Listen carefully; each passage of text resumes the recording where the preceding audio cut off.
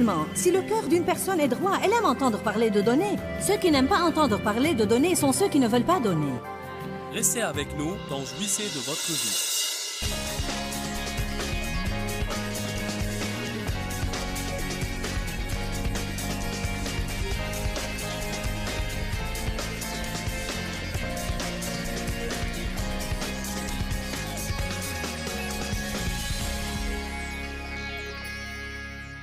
Dans Galates 5, verset 16, la Bible dit « Marchez selon l'esprit, et vous n'accomplirez pas les désirs de la chair. »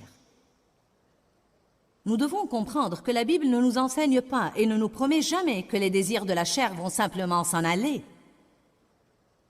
En fait, si vous continuez à lire dans Galates 5, il est dit que la chair fait la guerre à l'esprit et l'esprit fait la guerre à la chair. Et ils sont continuellement antagonistes l'un à l'autre. Avez-vous jamais senti que vous étiez au milieu d'une guerre tout le temps? Vous êtes-vous jamais senti comme Jekyll et Hyde, comme si une partie de vous voulait faire une chose et une autre voulait faire autre chose? Pas étonnant que Paul ait dit dans Romains 7, 24, « Ô misérable que je suis, qui me délivrera de ce corps de mort? La chose que je veux faire, je ne la fais pas, et la chose que je ne veux pas faire, je finis par la faire. » Paul décrivait vraiment certaines des choses qu'il a endurées dans son apprentissage, et Paul a appris des choses juste comme j'ai appris des choses, et tout comme vous apprenez des choses. Car dans Philippiens 4, verset 11, il dit « J'ai appris à être content. » Donc nous apprenons et nous grandissons tout le temps au niveau de marcher selon l'esprit, qui est en fait ce que Dieu nous a appelés à faire. Nous sommes appelés à marcher selon l'esprit. Marchez selon l'esprit et vous n'accomplirez pas les désirs de la chair. Il s'agit vraiment de choix. De choix continuels, quotidiens, à tout moment. En fait, je veux vous parler pour un instant des moyens de reconnaître la chair. Nous devons pouvoir reconnaître facilement ce qui est de la chair et ce qui est de l'esprit. Par exemple, la chair a des traits de caractère et l'esprit a des traits de caractère. L'esprit, par exemple, est doux. Il mène, guide, incite, essaye de nous fournir des informations qui nous épargnent les ennuis, sans toutefois nous forcer ni faire pression sur nous, là où la chair manipule, contrôle, exige et impose. Avez-vous jamais senti une pression de votre chair? Spécialement les gens qui ont une sorte de dépendance dans leur vie ou qui luttent contre une sorte de dépendance connaissent cette sorte de pression que la chair peut faire sur eux. Même si vous devenez habitué à manger un dessert après chaque repas, je veux dire, vous pouvez être tellement rassasié que vous pouvez à peine bouger, mais arrivé à la fin du repas, la chair dit « Je veux le dessert. Amenez-moi mon dessert. » C'est une pression. Je veux dire, vous pouvez littéralement sentir une pression, comme si votre chair ne va pas se taire et se calmer avant que vous lui donniez ce qu'elle veut. En fait, dans Romains chapitre 8, versets 12 et 13, dans la Bible amplifiée, la chair est appelée le dictateur. On y parle des ordres de la chair, vivre selon la chair. Si vous vivez selon la chair, vous allez mourir. Donc, quand vous sentez la pression, même en tant que jeune croyante, quand j'apprenais à écouter la voix de Dieu, ce que peut-être beaucoup de vous dans cet endroit font en ce moment, peut-être que ça ne fait pas longtemps que vous marchez avec le Seigneur et vous avez juste découvert que Dieu va en fait vous parler, vous mener et vous guider, et que vous pouvez l'entendre et qu'il va vous dire que faire et vous montrer que faire. Lorsque j'ai commencé à me rendre compte que je pouvais entendre Dieu, j'ai toujours voulu m'assurer que je faisais tout ce que Dieu me demandait de faire. Mais au début, parfois, vous ne pouvez pas savoir au juste si vous entendez Dieu, ou si vous vous entendez vous-même, ou si vous entendez le diable ou autre. Un des moyens dont Dieu m'a apprise à être capable de savoir si je l'entendais ou non était que si je recevais une sorte de directive, une sorte de parole ou un sentiment qui me poussait à faire quelque chose, même si c'était une chose comme appeler quelqu'un et lui dire quelque chose, ou aller chez quelqu'un et lui donner quelque chose, si je sentais une pression pour le faire, Dieu m'a montré que ce n'est pas la manière dont il opère. Dieu ne fait pas pression sur nous. Rappelez-vous ça, il mène, il guide, il nous incite à faire les choses, il nous donne un choix. Parce qu'il ne veut pas nous manipuler. Dieu ne veut pas nous manipuler. Il veut nous montrer que faire, et puis il veut que nous choisissions de faire ce qui est juste volontiers parce que nous l'aimons. Donc, quand vous sentez beaucoup de pression, ça indique que c'est de la chair. La Bible, par exemple, dit que l'Esprit de Dieu est humble, gentil, doux et modeste. Mais la chair est sévère, dure, brutale et insistante. L'Esprit dit la vérité. La chair n'est que tromperie et mensonge et s'en sortir de choses et faire des choses que personne ne voit. Nous devons apprendre que quand nous devons nous cacher pour faire une chose, allez maintenant, quand nous devons nous cacher pour faire une chose, c'est une bonne indication que ce n'est pas de Dieu.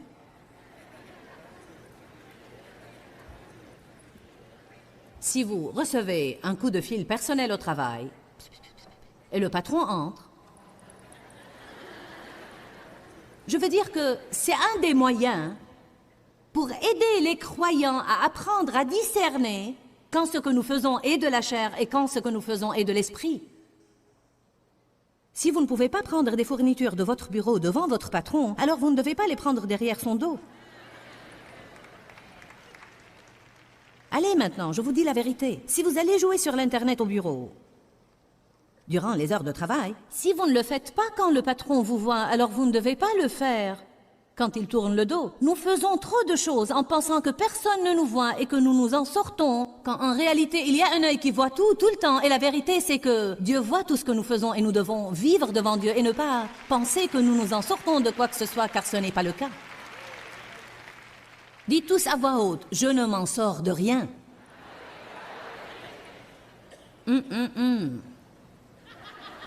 C'est peut-être mieux que je n'ai pensé. Peut-être qu'il vaudrait mieux camper là pour un instant et réfléchir à ça. La chair est si trompeuse. L'esprit, par exemple, nous mène à nous soumettre à l'autorité, mais la chair est rebelle. Je vais faire à ma manière. L'esprit est fidèle et engagé, longanime et patient. C'est comme ça qu'est l'esprit. La chair est impatiente, non engagée, infidèle, renonce facilement. Chaque fois que vous entendez « je vais juste renoncer »,« je vais juste renoncer », c'est vraiment trop, je vais renoncer. Ce n'est pas l'esprit de Dieu qui vous parle, c'est la chair, c'est le diable qui vous parle à travers votre chair. Si nous voulons faire ce que Dieu veut, nous allons dire « je ne vais jamais renoncer ». Je vais faire ce que je suis censé faire jusqu'au jour où Jésus reviendra me prendre. Je ne vais pas renoncer, je ne vais pas laisser tomber, je ne vais pas rechuter, je ne vais pas abandonner. Je peux faire tout ce que je dois faire, car Dieu ne permettra pas que je sois tenté au-delà de mes forces. Mais avec chaque tentation, il préparera aussi le moyen d'en sortir. Amen.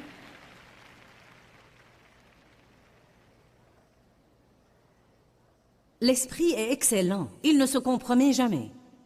Et il fait toujours infiniment plus et au-delà de tout ce que vous pouvez jamais oser espérer, demander ou penser. Nous avons besoin aujourd'hui de personnes qui acceptent de faire le 1000 supplémentaire. Nous avons besoin de personnes aujourd'hui qui font un peu plus qu'ils ne doivent faire chaque fois. Nous devons être comme ces 5 vierges sages qui avaient un peu d'huile supplémentaire. Je n'aime pas les chrétiens qui ont juste assez pour se débrouiller, car dans ce cas, ils sont toujours ceux qui, quand il y a des ennuis, doivent recourir à quelqu'un d'autre qui a de l'huile supplémentaire pour répondre à leurs besoins.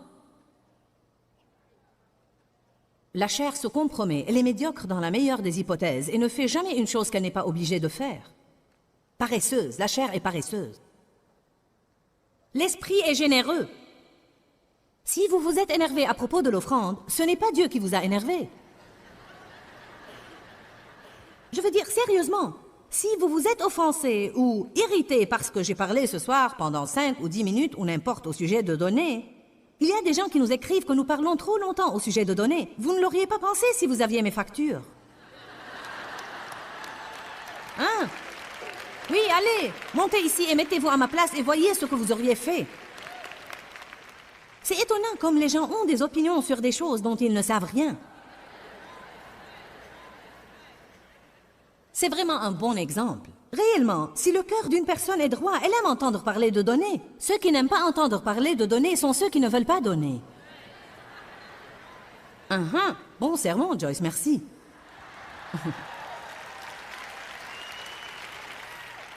Il faut un examen de motif ici. Donc l'esprit est généreux, aime donner, se réjouit dans la prospérité des enfants de Dieu, mais la chair est vraiment avare, rancunière, jalouse et envieuse. Une chose est sûre, si vous voyez quelqu'un d'autre béni et vous êtes jaloux, vous devez dire tout de suite c'est la chair. L'esprit, et c'est important ici, l'esprit établit notre culpabilité mais ne nous condamne jamais. Au moment où vous sentez la...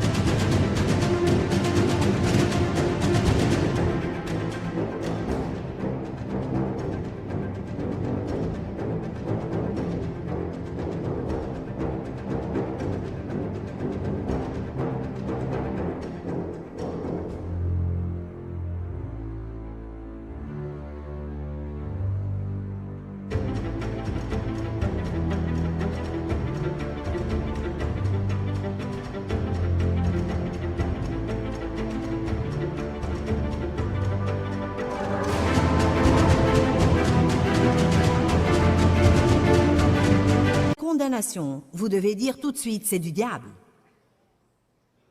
Car tout ce que vous devez faire, c'est lire Romains 8, où il est dit, qui va nous condamner? Est-ce Jésus? Il est mort pour nous. Dieu ne nous condamne pas, il a envoyé Jésus pour mourir pour nous. Donc, soit nous nous condamnons, soit nous laissons le diable le faire.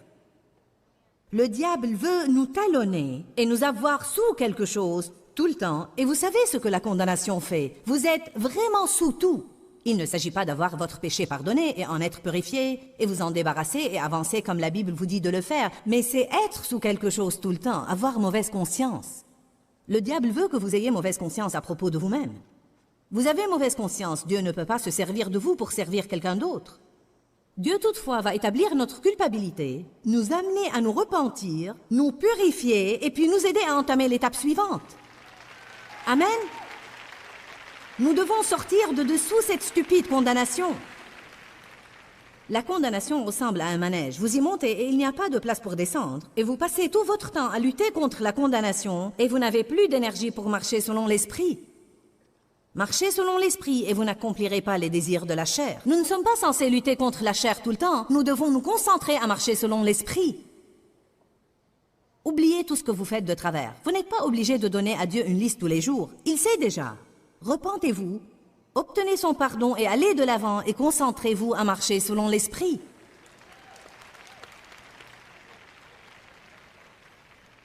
L'esprit est saint et vertueux, la chair est impie et méchante. L'esprit, bien sûr, marche toujours selon la charité et la représente, ce qui se manifeste dans la patience, la gentillesse, la docilité, l'humilité, le désintéressement, le pardon, la miséricorde, la maîtrise de soi. Mais je veux dire, la chair est haineuse. Elle est tout, elle est amère, rancunière, susceptible, donc vraiment pas besoin d'un savant nucléaire. Je veux dire vraiment, si nous faisions un petit peu attention à ce que nous ressentons, les sentiments que nous avons, les attitudes que nous adoptons, le cadre de nos pensées, notre façon d'agir, les choses que nous sommes tentés de faire, si nous faisions un petit peu attention à ça, il ne faudrait pas vraiment un savant nucléaire pour discerner l'esprit de la chair. J'aurais probablement pu amener n'importe qui de vous ici sur l'estrade, sans même avoir lu cette liste ou sans même en avoir parlé, et j'aurais pu vous demander... Et même si vous lisiez la Bible depuis peu de temps seulement, vous auriez répondu correctement à chacune de ces questions. Donc, nous devons simplement faire attention à ceux qui essayent d'opérer à travers nous et dire oui aux bonnes choses et non aux mauvaises choses. Amen. Oui aux bonnes choses et non aux mauvaises choses. Maintenant, je suppose que vous êtes toujours à l'épître aux Galates. Donc revenez à Galates 5 si vous l'avez quitté, et si vous êtes toujours là-bas, nous allons le relire. Je veux relire le verset par lequel j'ai commencé. Galates 5, 16. Je dis donc marchez. Dites tous marchez. Jetons un coup d'œil ce soir à ce mot marcher et ce que ça veut dire. Marchez et vivez habituellement, dit la Bible amplifiée. J'aime ça, car il veut dire que vous devez former de nouvelles habitudes. Habituellement par le Saint-Esprit, réceptif et contrôlé et guidé par le Saint-Esprit. Et ainsi, vous n'allez certainement pas satisfaire les besoins maladifs et les désirs de la chair. Donc cela me dit, si je vais écouter le Saint-Esprit et faire ce qu'il me demande de faire, alors je n'accomplirai pas les désirs de la chair. Peut-être qu'ils sont là hurlant après moi, mais je ne vais pas les accomplir. Si je suis les encouragements du Saint-Esprit, exemple. La semaine dernière, Dave voulait que je fasse une chose qu'en aucune façon, aucunement, même pas le moins du monde je voulais faire. Y a-t-il quelqu'un ici qui se heurte jamais à ça? Avec un époux, ou avec un patron, ou avec n'importe qui. Je veux dire, il n'y avait même pas une toute petite chose en moi qui voulait le faire. Amen. Et de plus, il m'a dit qu'il pensait que Dieu voulait que je le fasse. Donc ça a plutôt doublé la pression. Maintenant, ce n'est plus seulement Dave qui veut que je le fasse, mais Dieu aussi. Je lui ai dit, eh bien, je ne suis pas sûre que Dieu veut que je le fasse. Il m'a dit, eh bien, je crois que Dieu veut que tu le fasses. Il a ajouté, va prier à ce sujet. Eh bien, je ne voulais même pas prier à ce sujet, parce que je ne voulais même pas que Dieu me dise qu'il voulait que je le fasse. Y a-t-il quelqu'un dans la maison ce soir? Vous ne voulez même pas prier, car vous avez peur que cette personne ait raison, et vous ne voudriez pas l'écouter si c'est le cas. Maintenant, voyez, il n'y avait pas une seule chose en moi qui voulait aller faire ça, mais pourtant, je connais assez la parole pour savoir, tout d'abord, que la Bible me dit de me soumettre à l'autorité de mon mari et de le faire avec une bonne attitude. Donc ça voulait dire que non seulement je devais faire ce qu'il m'avait demandé de faire, eh oui, non seulement je devais faire ce qu'il m'avait demandé de faire, mais je devais le faire avec une bonne attitude. Donc je devais le faire et je ne pouvais pas faire la moue toute la journée. Allez maintenant, je parle à quelqu'un. Non seulement je ne pouvais pas faire la moue extérieurement, je ne pouvais même pas murmurer intérieurement. Oh, et c'est vraiment la partie qui fait mal. Et vous savez, nous arrivons à ce stade graduellement. Il y avait une époque dans ma vie où j'aurais dit « je ne vais pas le faire », point. Et ce serait fini, je ne serais pas allée. Alors ça m'a pris un moment pour apprendre ça. Puis dans un autre stade de ma vie, j'ai grandi au point où je disais « oui chérie, oui chérie, je sais que je dois me soumettre ». Donc je l'aurais fait, mais j'aurais eu une mauvaise attitude. Puis je me suis élevée et je suis arrivée au point où je pouvais le faire avec une bonne attitude extérieurement, mais en murmurant dans mon cœur. Est-ce que quelqu'un a besoin d'entendre ce que je dis ce soir? Alors, dites tous, nous grandissons. C'est tout ce dont il s'agit. Il ne s'agit pas de quelqu'un ici ce soir ou de quelqu'un qui nous regarde à la télé. Vous n'êtes pas obligé d'être arrivé.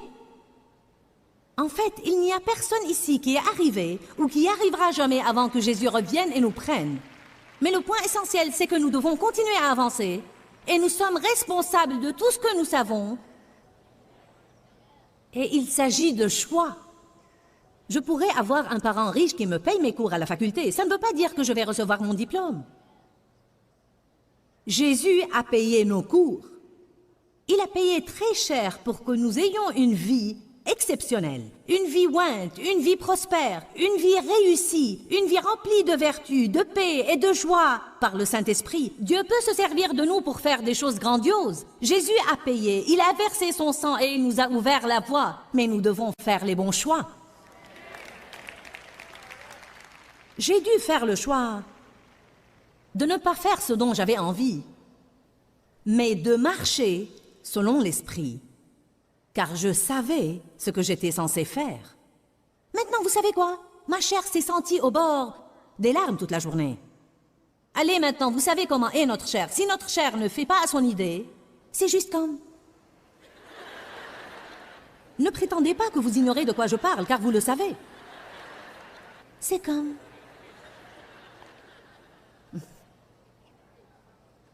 Mais Dieu soit loué.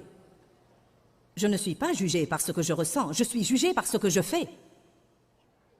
Parfois, mes frères, vous n'y pouvez rien. Si vous choisissez de faire ce qu'il faut, Dieu va vous honorer pour ça. Amen.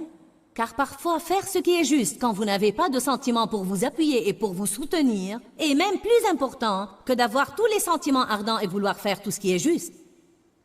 Nous allons parler longuement demain soir des sentiments. Alors ne ratez pas demain soir car nous avons tous des sentiments. Galates 5, 25. Si nous vivons par l'Esprit, marchons aussi selon l'Esprit. Si par l'Esprit nous avons notre vie en Dieu, dans ce cas, avançons, marchons dans cette ligne. Que notre conduite soit contrôlée par l'Esprit. Quelle est cette affaire de marcher? Vous savez, la Bible parle de toutes sortes de choses concernant la marche. Elle dit « marcher par la foi »,« marcher dans la charité »,« marcher dans la lumière ».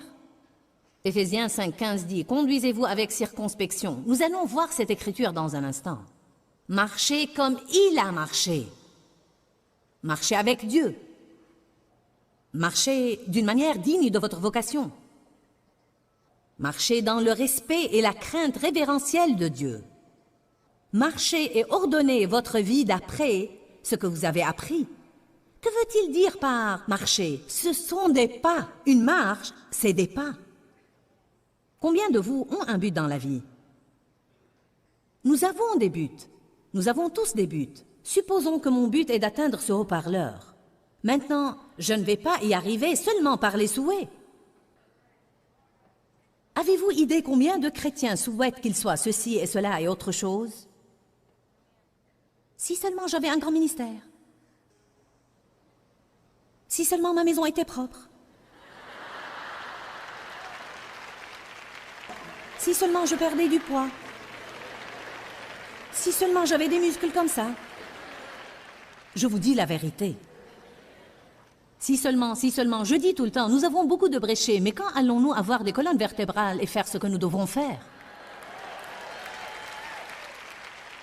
Vous n'allez rien avoir par les souhaits, sauf la désillusion. Donc, je ne vais pas y arriver par les souhaits, je ne vais pas interpréter ce que j'ai dit. Vous savez exactement comment je vais y arriver.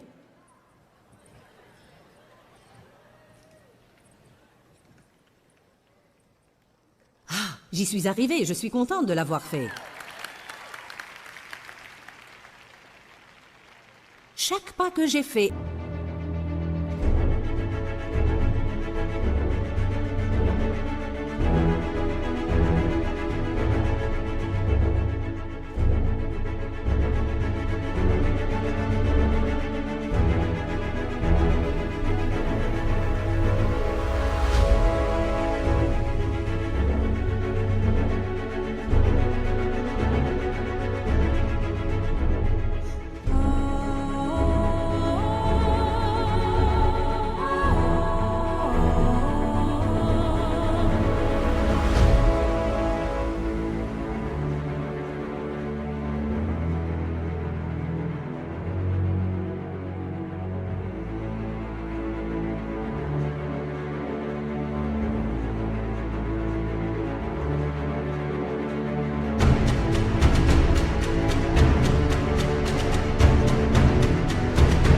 était un choix, le savez-vous?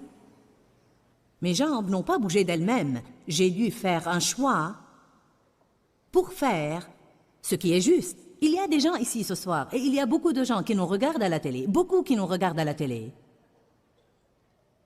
qui ont un désordre dans leur vie qu'ils pourraient arranger, et certaines choses qu'ils pourraient renverser assez vite s'ils commençaient simplement à faire les bons choix. Ce n'est même pas que vous ne savez pas que faire, vous continuez à espérer que Dieu va vous donner une autre option, et je vous le dis, il ne va pas le faire. Vous pouvez tourner autour de la même stupide montagne pendant 1000 ans, et Dieu va toujours vous dire la même chose qu'il vous a dit la première fois que vous avez tourné.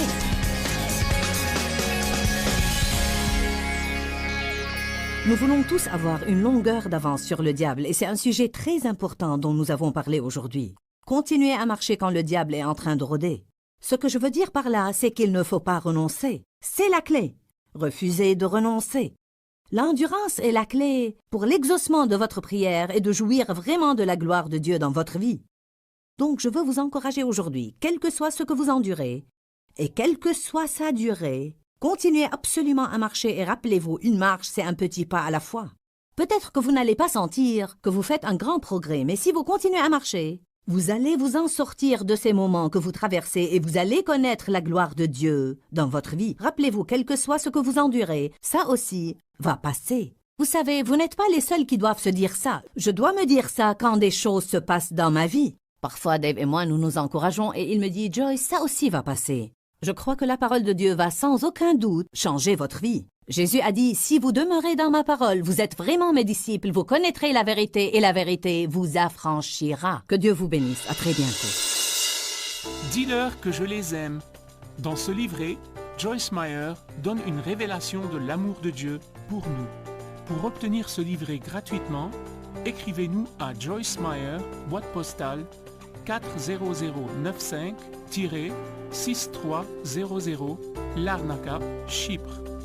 Ou bien visitez notre site web www.joycemeyer.org/fr.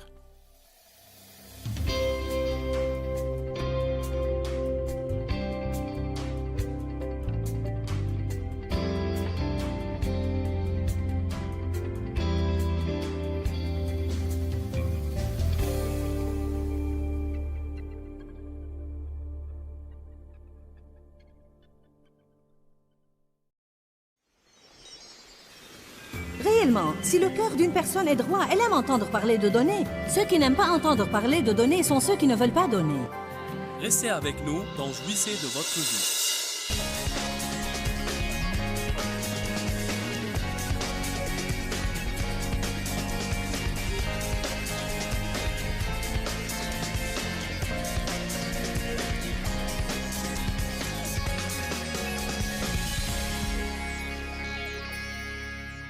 Dans Galates 5, verset 16, la Bible dit « Marchez selon l'esprit, et vous n'accomplirez pas les désirs de la chair. » Nous devons comprendre que la Bible ne nous enseigne pas et ne nous promet jamais que les désirs de la chair vont simplement s'en aller. En fait, si vous continuez à lire dans Galates 5, il est dit que la chair fait la guerre à l'esprit et l'esprit fait la guerre à la chair. Et ils sont continuellement antagonistes l'un à l'autre. Avez-vous jamais senti que vous étiez au milieu d'une guerre tout le temps? Vous êtes-vous jamais senti comme Jekyll et Hyde, comme si une partie de vous voulait faire une chose et une autre voulait faire autre chose? Pas étonnant que Paul ait dit dans Romains 7, 24, « Ô misérable que je suis, qui me délivrera de ce corps de mort? La chose que je veux faire, je ne la fais pas, et la chose que je ne veux pas faire, je finis par la faire. » Paul décrivait vraiment certaines des choses qu'il a endurées dans son apprentissage, et Paul a appris des choses juste comme j'ai appris des choses, et tout comme vous apprenez des choses. Car dans Philippiens 4, verset 11, il dit « J'ai appris à être content. » Donc nous apprenons et nous grandissons tout le temps au niveau de marcher selon l'esprit, qui est en fait ce que Dieu nous a appelés à faire. Nous sommes appelés à marcher selon l'esprit. Marchez selon l'esprit et vous n'accomplirez pas les désirs de la chair. Il s'agit vraiment de choix. De choix continuels, quotidiens, à tout moment. En fait, je veux vous parler pour un instant des moyens de reconnaître la chair. Nous devons pouvoir reconnaître facilement ce qui est de la chair et ce qui est de l'esprit. Par exemple, la chair a des traits de caractère et l'esprit a des traits de caractère. L'esprit, par exemple, est doux. Il mène, guide, incite, essaye de nous fournir des informations qui nous épargnent les ennuis, sans toutefois nous forcer ni faire pression sur nous, là où la chair manipule, contrôle, exige et impose. Avez-vous jamais senti une pression de votre chair? Spécialement les gens qui ont une sorte de dépendance dans leur vie ou qui luttent contre une sorte de dépendance connaissent cette sorte de pression que la chair peut faire sur eux. Même si vous devenez habitué à manger un dessert après chaque repas, je veux dire, vous pouvez être tellement rassasié que vous pouvez à peine bouger, mais arrivé à la fin du repas, la chair dit « je veux le dessert ». Amenez-moi mon dessert. C'est une pression. Je veux dire, vous pouvez littéralement sentir une pression, comme si votre chair ne va pas se taire et se calmer avant que vous lui donniez ce qu'elle veut. En fait, dans Romains chapitre 8, versets 12 et 13, dans la Bible amplifiée, la chair est appelée le dictateur. On y parle des ordres de la chair, vivre selon la chair. Si vous vivez selon la chair, vous allez mourir. Donc, quand vous sentez la pression, même en tant que jeune croyante, quand j'apprenais à écouter la voix de Dieu, ce que peut-être beaucoup de vous dans cet endroit font en ce moment, peut-être que ça ne fait pas longtemps que vous marchez avec le Seigneur et vous avez juste découvert que Dieu va en fait vous parler, vous mener et vous guider, et que vous pouvez l'entendre et qu'il va vous dire que faire et vous montrer que faire. Lorsque j'ai commencé à me rendre compte que je pouvais entendre Dieu, j'ai toujours voulu m'assurer que je faisais tout ce que Dieu me demandait de faire.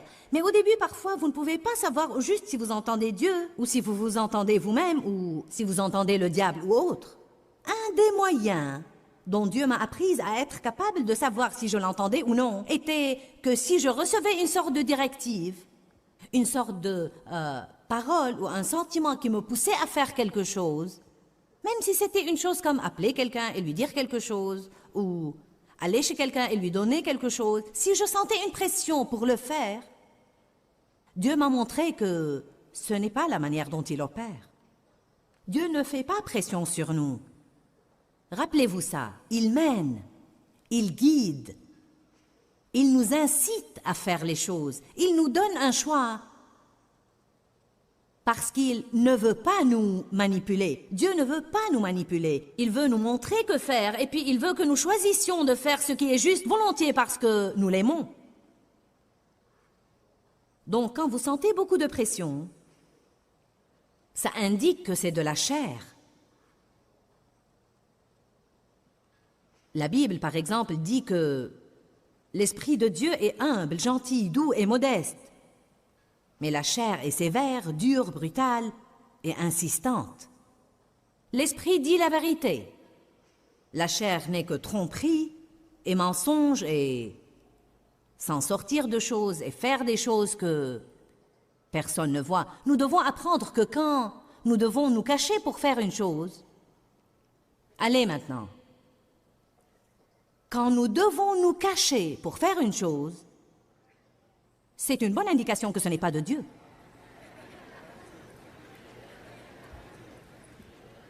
Si vous recevez un coup de fil personnel au travail et le patron entre,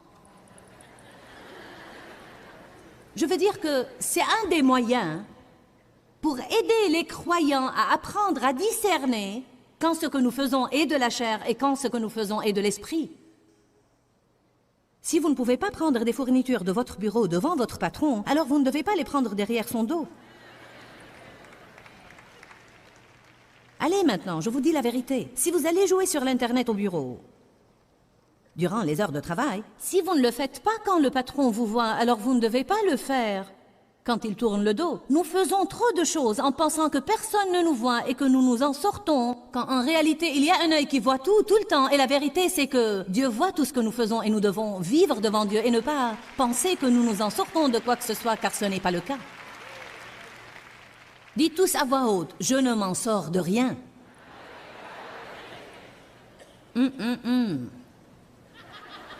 C'est peut-être mieux que je n'ai pensé. Peut-être qu'il vaudrait mieux camper là pour un instant et réfléchir à ça. La chair est si trompeuse. L'esprit, par exemple, nous mène à nous soumettre à l'autorité, mais la chair est rebelle. Je vais faire à ma manière. L'esprit est fidèle et engagé, longanime et patient. C'est comme ça qu'est l'esprit. La chair est impatiente, non engagée, infidèle, renonce facilement. Chaque fois que vous entendez « je vais juste renoncer »,« je vais juste renoncer », c'est vraiment trop, je vais renoncer. Ce n'est pas l'Esprit de Dieu qui vous parle, c'est la chair, c'est le diable qui vous parle à travers votre chair. Si nous voulons faire ce...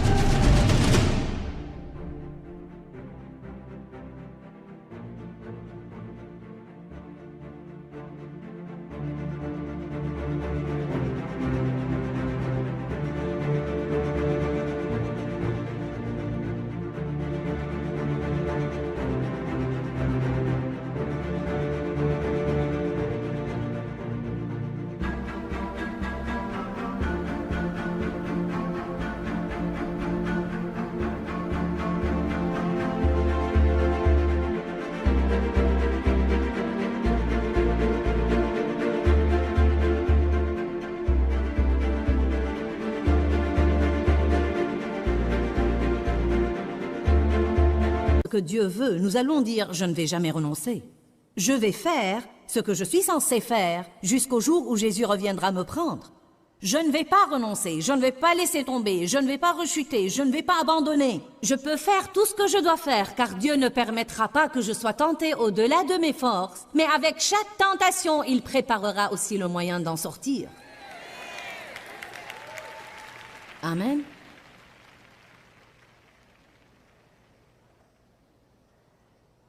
L'esprit est excellent, il ne se compromet jamais.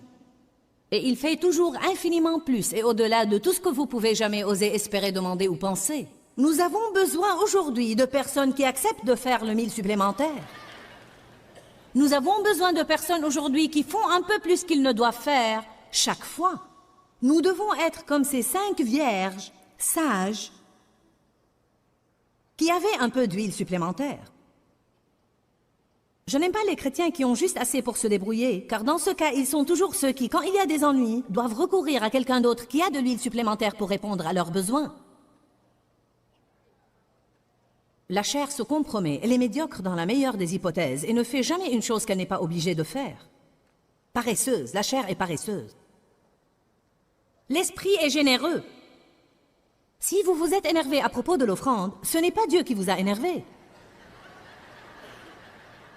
Je veux dire, sérieusement, si vous vous êtes offensé ou irrité parce que j'ai parlé ce soir pendant 5 ou 10 minutes ou n'importe au sujet de données, il y a des gens qui nous écrivent que nous parlons trop longtemps au sujet de données. Vous ne l'auriez pas pensé si vous aviez mes factures. Hein? Oui, allez, montez ici et mettez-vous à ma place et voyez ce que vous auriez fait. C'est étonnant comme les gens ont des opinions sur des choses dont ils ne savent rien. C'est vraiment un bon exemple. Réellement, si le cœur d'une personne est droit, elle aime entendre parler de données. Ceux qui n'aiment pas entendre parler de données sont ceux qui ne veulent pas donner. Bon sermon, Joyce, merci.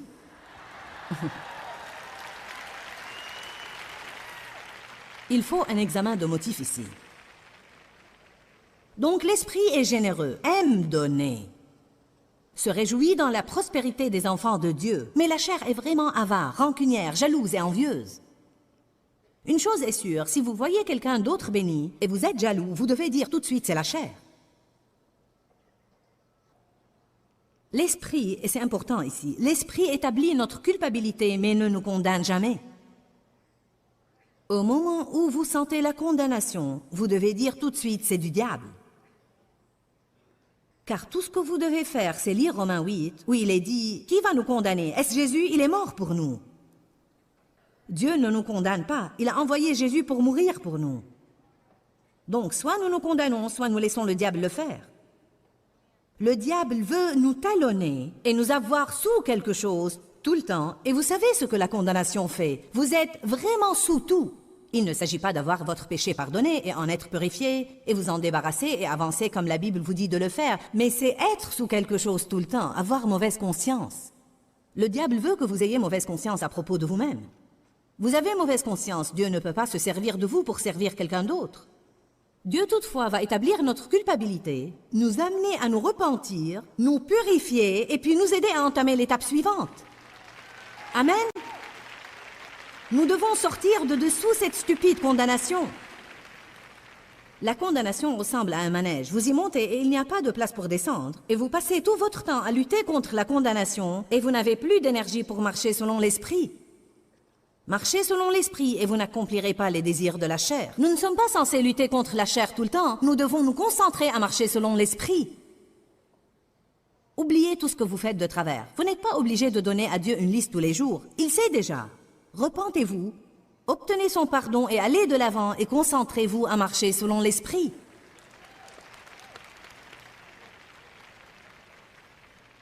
L'esprit est saint et vertueux, la chair est impie et méchante.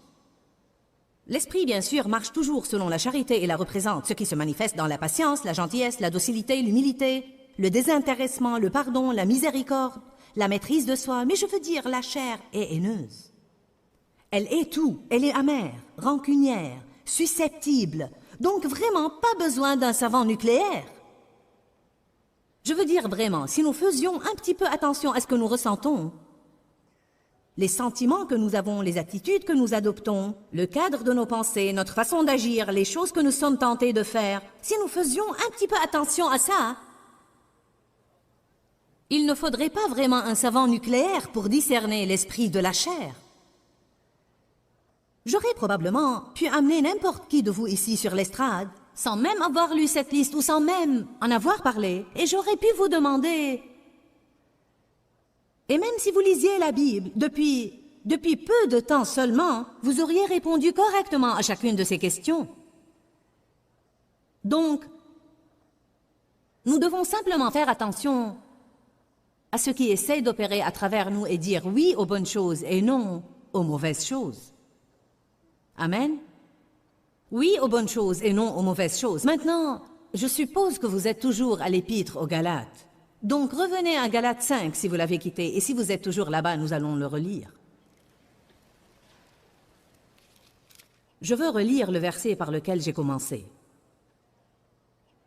Galates 5, 16. Je dis donc marchez, dites tous marchez. Jetons un coup d'œil ce soir à ce mot marcher et ce que ça veut dire. Marchez et vivez habituellement, dit la Bible amplifiée. J'aime ça, car il veut dire que vous devez former de nouvelles habitudes. Habituellement par le Saint-Esprit, réceptif et contrôlé et guidé par le Saint-Esprit. Et ainsi, vous n'allez certainement pas satisfaire les besoins maladifs et les désirs de la chair. Donc cela me dit, si je vais écouter le Saint-Esprit et faire ce qu'il me demande de faire, alors je n'accomplirai pas les désirs de la chair. Peut-être qu'ils sont là hurlant après moi, mais je ne vais pas les accomplir. Si je suis les encouragements du Saint-Esprit, exemple. La semaine dernière, Dave voulait que je fasse une chose qu'en aucune façon, aucunement, même pas le moins du monde, je voulais faire. Y a-t-il quelqu'un ici qui se heurte jamais à ça? Avec un époux, ou avec un patron, ou avec n'importe qui. Je veux dire, il n'y avait même pas une toute petite chose en moi qui voulait le faire. Amen. Et de plus, il m'a dit qu'il pensait que Dieu voulait que je le fasse. Donc ça a plutôt doublé la pression. Maintenant, ce n'est plus seulement Dave qui veut que je le fasse, mais Dieu aussi. Je lui ai dit, eh bien, je ne suis pas sûre que Dieu veut que je le fasse. Il m'a dit, eh bien, je crois que Dieu veut que tu le fasses. Il a ajouté, va prier à ce sujet. Eh bien, je ne voulais même pas prier à ce sujet, parce que je ne voulais même pas que Dieu me dise qu'il voulait que je le fasse. Y a-t-il quelqu'un dans la maison ce soir? Vous ne voulez même pas prier, car vous avez peur que cette personne ait raison, et vous ne voudriez pas l'écouter si c'est le cas. Maintenant, voyez, il n'y avait pas une seule chose en moi qui voulait aller faire ça, mais pourtant, je connais assez la parole pour savoir, tout d'abord, que la Bible me dit de me soumettre à l'autorité de mon mari et de le faire avec une bonne attitude. Donc ça voulait dire que non seulement je devais faire ce qu'il m'avait demandé de faire, eh oui, non seulement je devais faire ce qu'il m'avait demandé de faire, mais je devais le faire avec une bonne attitude. Donc je devais le faire et je ne pouvais pas faire la moue toute la journée. Allez maintenant, je parle à quelqu'un. Non seulement je ne pouvais pas faire la moue extérieurement, je ne pouvais même pas murmurer intérieurement. Oh, et c'est vraiment la partie qui fait mal. Et vous savez, nous arrivons à ce stade graduellement. Il y avait une époque dans ma vie où j'aurais dit « je ne vais pas le faire », point. Et ce serait fini, je ne serais pas allée. Alors ça m'a pris un moment pour apprendre ça. Puis dans un autre stade de ma vie, j'ai grandi au point où je disais « oui chérie, oui chérie, je sais que je dois me soumettre ». Donc je l'aurais fait, mais j'aurais eu une mauvaise attitude. Puis je me suis élevée et je suis arrivée au point où je pouvais le faire avec une bonne attitude extérieurement, mais en murmurant dans mon cœur. Est-ce que quelqu'un a besoin d'entendre ce que je dis ce soir? Alors, dites tous, nous grandissons. C'est tout ce dont il s'agit. Il ne s'agit pas de quelqu'un ici ce soir ou de quelqu'un qui nous regarde à la télé. Vous n'êtes pas obligé d'être arrivé. En fait, il n'y a personne ici qui est arrivé ou qui arrivera jamais avant que Jésus revienne et nous prenne. Mais le point essentiel, c'est que nous devons continuer à avancer et nous sommes responsables de tout ce que nous savons. Et il s'agit de choix. Je pourrais avoir un parent riche qui me paye mes cours à la faculté. Ça ne veut pas dire que je vais recevoir mon diplôme. Jésus a payé nos cours. Il a payé très cher pour que nous ayons une vie exceptionnelle, une vie ointe, une vie prospère, une vie réussie, une vie remplie de vertu, de paix et de joie par le Saint-Esprit. Dieu peut se servir de nous pour faire des choses grandioses. Jésus a payé, il a versé son sang et il nous a ouvert la voie, mais nous devons faire les bons choix. J'ai dû faire le choix de ne pas faire ce dont j'avais envie, mais de marcher selon l'Esprit, car je savais ce que j'étais censé faire. Maintenant, vous savez quoi? Ma chair s'est sentie au bord des larmes toute la journée. Allez maintenant, vous savez comment est notre chair. Si notre chair ne fait pas à son idée, c'est juste comme... Ne prétendez pas que vous ignorez de quoi je parle, car vous le savez. C'est comme...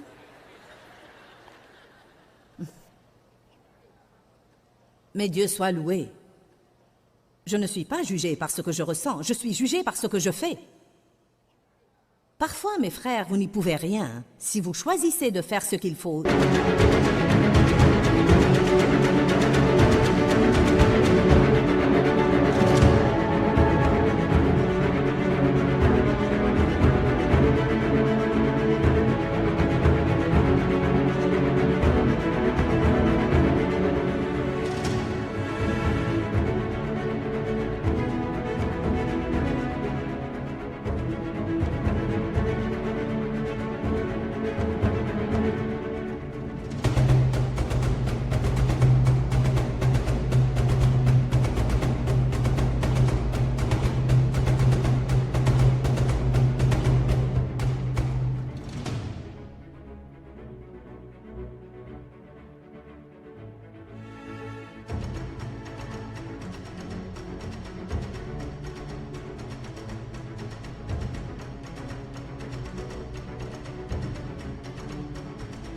Dieu va vous honorer pour ça, amen. Car parfois, faire ce qui est juste quand vous n'avez pas de sentiments pour vous appuyer et pour vous soutenir est même plus important que d'avoir tous les sentiments ardents et vouloir faire tout ce qui est juste. Nous allons parler longuement demain soir des sentiments. Alors ne ratez pas demain soir car nous avons tous des sentiments. Galates 5, 25. Si nous vivons par l'Esprit, marchons aussi selon l'Esprit. Si par l'Esprit nous avons notre vie en Dieu, dans ce cas, avançons, marchons dans cette ligne. Que notre conduite soit contrôlée par l'Esprit. Quelle est cette affaire de marcher? Vous savez, la Bible parle de toutes sortes de choses concernant la marche. Elle dit « marcher par la foi »,« marcher dans la charité »,« marcher dans la lumière ». Éphésiens 5,15 dit « Conduisez-vous avec circonspection ». Nous allons voir cette écriture dans un instant. Marchez comme il a marché. Marchez avec Dieu. Marchez d'une manière digne de votre vocation. Marchez dans le respect et la crainte révérentielle de Dieu. Marchez et ordonnez votre vie d'après ce que vous avez appris. Que veut-il dire par marcher? Ce sont des pas. Une marche, c'est des pas. Combien de vous ont un but dans la vie? Nous avons des buts. Nous avons tous des buts. Supposons que mon but est d'atteindre ce haut-parleur. Maintenant, je ne vais pas y arriver seulement par les souhaits. Avez-vous idée combien de chrétiens souhaitent qu'il soit ceci et cela et autre chose? Si seulement j'avais un grand ministère. Si seulement ma maison était propre. Si seulement je perdais du poids. Si seulement j'avais des muscles comme ça. Je vous dis la vérité. Si seulement, je dis tout le temps, nous avons beaucoup de bréchés, mais quand allons-nous avoir des colonnes vertébrales et faire ce que nous devons faire? Vous n'allez rien avoir par les souhaits, sauf la désillusion. Donc, je ne vais pas y arriver par les souhaits, je ne vais pas interpréter ce que j'ai dit. Vous savez exactement comment je vais y arriver.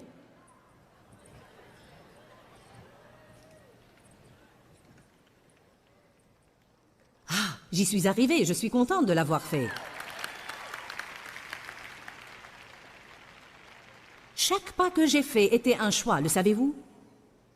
Mes jambes n'ont pas bougé d'elles-mêmes. J'ai dû faire un choix pour faire ce qui est juste. Il y a des gens ici ce soir, et il y a beaucoup de gens qui nous regardent à la télé, beaucoup qui nous regardent à la télé,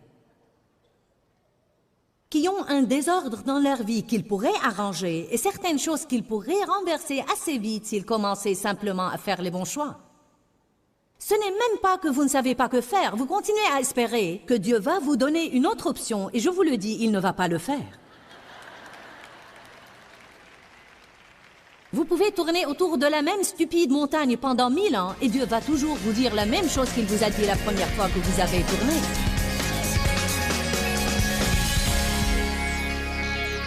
Nous voulons tous avoir une longueur d'avance sur le diable et c'est un sujet très important dont nous avons parlé aujourd'hui. Continuez à marcher quand le diable est en train de rôder. Ce que je veux dire par là, c'est qu'il ne faut pas renoncer. C'est la clé. Refusez de renoncer. L'endurance est la clé pour l'exaucement de votre prière et de jouir vraiment de la gloire de Dieu dans votre vie. Donc je veux vous encourager aujourd'hui, quel que soit ce que vous endurez, et quelle que soit sa durée, continuez absolument à marcher et rappelez-vous, une marche, c'est un petit pas à la fois. Peut-être que vous n'allez pas sentir que vous faites un grand progrès, mais si vous continuez à marcher, vous allez vous en sortir de ces moments que vous traversez et vous allez connaître la gloire de Dieu dans votre vie. Rappelez-vous, quel que soit ce que vous endurez, ça aussi va passer. Vous savez, vous n'êtes pas les seuls qui doivent se dire ça. Je dois me dire ça quand des choses se passent dans ma vie. Parfois, Dave et moi, nous nous encourageons et il me dit « Joyce, ça aussi va passer ». Je crois que la parole de Dieu va sans aucun doute changer votre vie. Jésus a dit « Si vous demeurez dans ma parole, vous êtes vraiment mes disciples, vous connaîtrez la vérité et la vérité vous affranchira. » Que Dieu vous bénisse. À très bientôt. Dis-leur que je les aime. Dans ce livret, Joyce Meyer donne une révélation de l'amour de Dieu pour nous. Pour obtenir ce livret gratuitement, écrivez-nous à Joyce Meyer, boîte postale 40095-6300 Larnaca, Chypre. Ou bien visitez notre site web www.joycemeyer.org/fr.